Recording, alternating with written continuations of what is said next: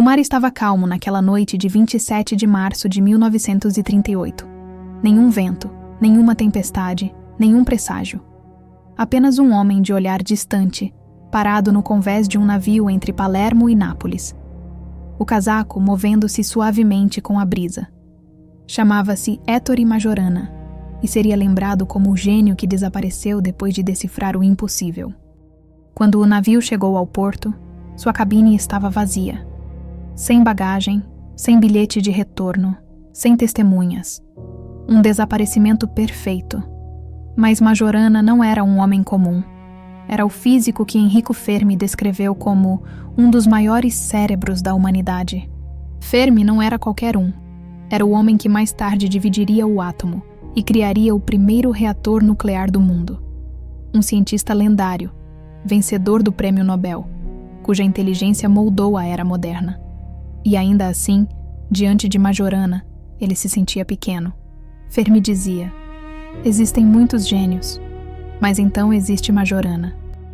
Nos laboratórios de Roma, durante a década de 1930, ele era o membro mais silencioso e enigmático dos chamados Rapazes da Via Panisperna, um grupo de jovens que redefinia a física moderna. Enquanto Fermi estudava reatores e partículas, Majorana enxergava além das fórmulas. Ele não fazia contas, ele via simetrias. Enquanto os outros precisavam de dias, ele resolvia em minutos. Encontrava padrões ocultos nas equações, como se a própria natureza sussurrasse respostas que só ele era capaz de entender. Mas o dom tinha um preço. Majorana começou a enxergar, por trás das leis da física, algo perturbador, a fragilidade da própria existência. Em vez de ver a beleza do universo, ele começou a ver a sua incoerência. Questionava se o real existia ou se era apenas uma projeção da mente. Escreveu em um de seus cadernos: o observador é o próprio experimento. Sua grande obsessão era o paradoxo entre matéria e antimatéria, duas formas de uma mesma substância que, ao se encontrarem, se anulam em pura energia. Para a ciência da época, elas eram inimigas perfeitas: o elétron e o pósitron, o negativo e o positivo, o ser e o antisser. Mas Majorana desconfiava dessa lógica. Acreditava que talvez a natureza fosse mais ambígua do que isso, que a fronteira entre uma coisa e sua negação pudesse ser apenas uma ilusão criada pela mente humana. Ele se perguntou: e se existisse uma partícula que fosse as duas coisas ao mesmo tempo? Algo que existisse e se apagasse simultaneamente. Uma entidade tão simétrica que seria o próprio espelho de si mesma. Nem matéria, nem antimatéria, mas algo entre as duas, vibrando no limite da existência. Era uma ideia absurda, impossível, e ainda assim, exata.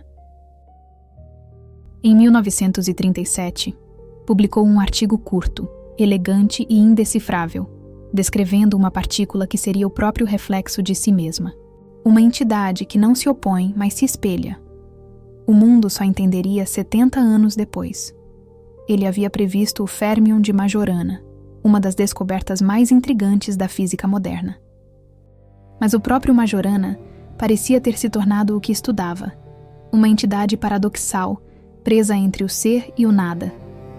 Logo após publicar sua teoria, começou a se isolar.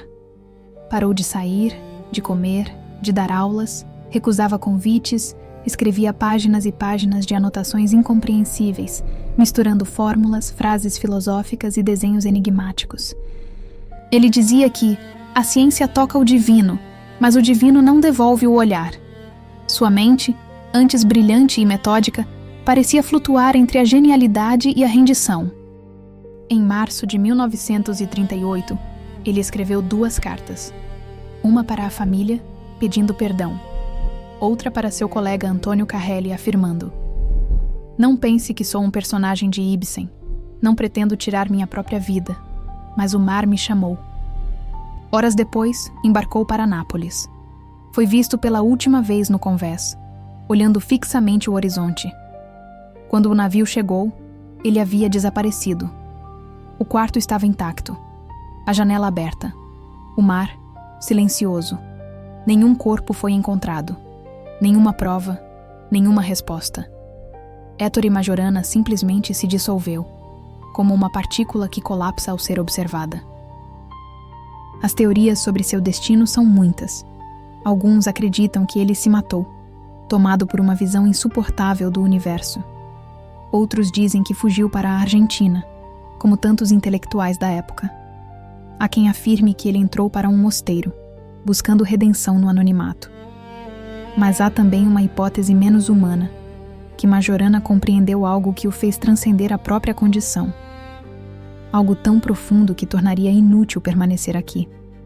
Seu mentor, Enrico Fermi, ficou devastado. Disse anos depois: Ettore era inteligente demais. Entendeu coisas que nenhum de nós seria capaz de suportar. Décadas passaram, mas em 2012, cientistas da Universidade de Princeton finalmente provaram a existência dos férmions de Majorana, partículas que são matéria e antimatéria ao mesmo tempo, coexistindo sem se destruir. Era como se o próprio Ettore, de algum lugar além do tempo, confirmasse: eu disse que era real. A descoberta reabriu o mistério.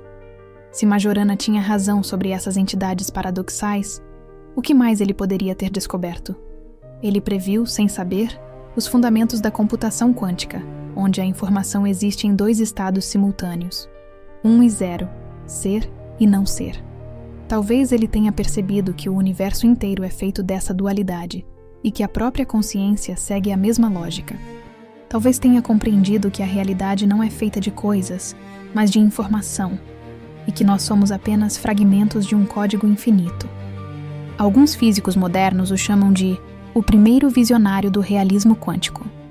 Outros o veem como um místico disfarçado de cientista, mas todos concordam em uma coisa: Majorana desapareceu na fronteira entre o conhecimento e o mistério. Talvez ele não tenha morrido, apenas atravessado o espelho que ele próprio construiu. Talvez tenha se tornado parte daquilo que estudava, um padrão invisível, vibrando entre mundos. Assim como suas partículas, Majorana é e não é, existe e desaparece, simultaneamente. No fim, talvez não tenha sido uma fuga. Talvez tenha sido uma descoberta. A consciência de que entender o universo não basta. É preciso suportar o peso de compreendê-lo. Ettore Majorana olhou para o infinito e viu o reflexo de si mesmo. E quando percebeu que o espelho também o observava, simplesmente deixou de estar aqui. O mar guarda seus segredos, mas há silêncios que não significam ausência.